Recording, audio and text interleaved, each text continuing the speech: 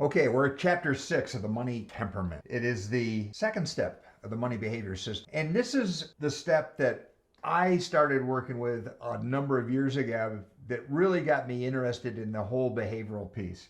I use the term money temperament. I don't know if anybody else in the country does. Money temperament is your money personality. It's how you naturally think and feel with money. It's your default. It's your fingerprint. And what's unique about money temperament is nobody else talks about it. We all, in our culture, traditional finance, literacy, financial planning seems to look at everybody generically. And you tend to be faced with one size fits all approaches to just about everything. And it tends to be product driven and service driven, not behaviorally driven. I found that was a mistake. And once we started identifying values and then we started moving towards figuring out how people naturally think and feel with money.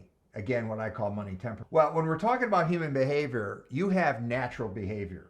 And I'm now with DreamSmart Behavioral Solutions, one of the co-founders and vice presidents. We do a lot of work with, and one of the foundations we work with is called natural behavior. Natural behavior is just your natural wiring. It's who you are. It's as natural as breathing and heartbeat. And it's 90 to 95% of your behavior most of the time. You can almost think of an iceberg. It's under the water. It's your default. It's how you behave. It's how you react. And if you question it, see how people change under stress. Under stress, most people fall back to their natural default behavior. And again, I'm not saying one's right or wrong. It's just who it is and who you are. And that's okay. You have a unique fingerprint, which is your natural behavior, and you have superpowers that go along with it. But a subset of your natural behavior is your money temperament. And it's not going to change. Education is not going to change it. Training is not going to change it much. What I mean here, if you are comfortable as a spender today, all the training and reading in the world is not going to fix that, because that is your natural behavior. Instead of spending a lot of time and energy and anxiety to change that behavior,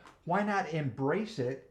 And as I'm going to show you later, how to design interventions and strategies, products and approaches that accommodates the fact that you like to spend money. There's nothing wrong with it. On the other hand, you may be an over-the-top saver. That can be just as dysfunctional as an over-the-top spender. You're cheap. You're not giving money to the right places. You live in squalor. I don't know what it is.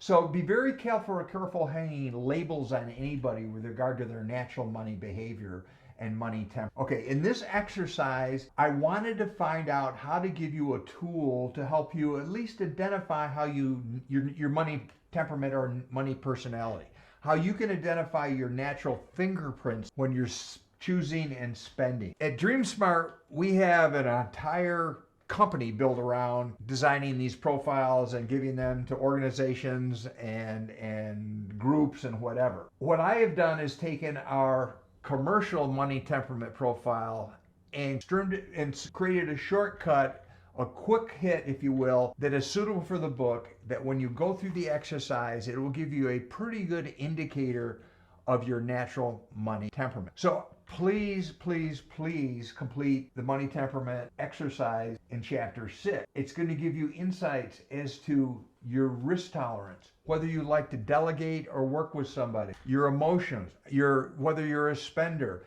All of that is outlined in great detail in the book. But what I'm trying to make you understand, and my motivation, for years, the only behavioral testing we did as financial advisors was called a suitability questionnaire, and it was supposed to tell us your risk tolerance. Well, in reality, it had nothing to do with your risk tolerance. It was protect us, the firm, in case you put you into a product that was not suitable. I mean, we were supposed to do due diligence and all that, but basically, it was kind of a guess. And I found that way people acted in the office when they were happy with the product was often very, very different when the market was going up than when the market was going down. What I wanted to do, and what we started to do when I was with Apex, was we started collecting data and creating assessments that help us figure that out beforehand. It's better for you.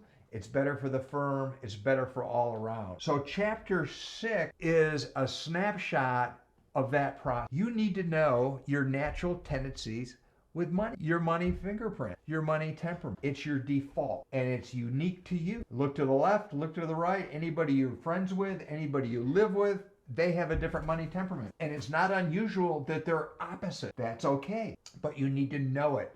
And you need the strengths and you need the weaknesses of those tendencies. Being a spender has strong points. Being a saver has strong points. But they also have struggles or weak points. You need to know those. The trick is to identify your money temperament, your money personality, and make sure it's aligned with your value, and that you know in critical spending circumstances how you're going to react. Now, I've got an exercise in the book where I ask you to write out a statement that you do in a first person statement of who you are with money. It might be, I'm a spender. I enjoy delegating my financial responsibilities to a third person. I'm not very good at doing budgets. I get that. However, I'm really good at building relationships. I don't care what it is, but it's yours. I recommend you write that on a 3x5 card and you read it for 4 or 5 days, maybe a week, and you modify it as appropriate, realizing there's no perfect money temperament. And unfortunately, a lot of people that take assessments, they tend to believe there's this ideal you're going to move towards. No, it's yours. Own it, but own it.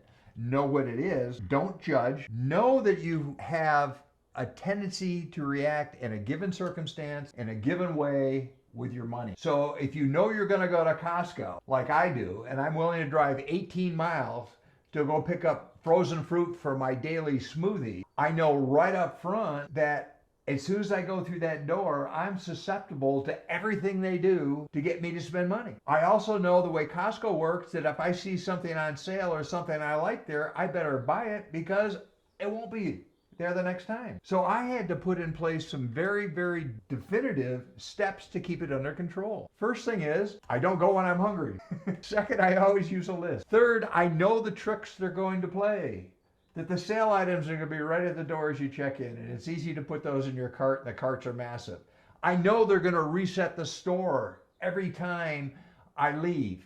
So I've got to go on a scavenger hunt to hunt out all the things I really need. I know I have to have great discipline to stay to the list. And if I stay to the list, I'm going to be okay. That's because I know my money temperament, and I encourage you to do the same thing. Chapter 5 discusses and introduces the concept of money temperament, your unique money fingerprint. It gives you a very, very powerful exercise to help you identify your default money behavior. And then I give you some quick insights and tools on how to use your money temperament effectively, and give you caution about judging and trying to apply your approach to money to everybody else. So don't forget to do the exercise.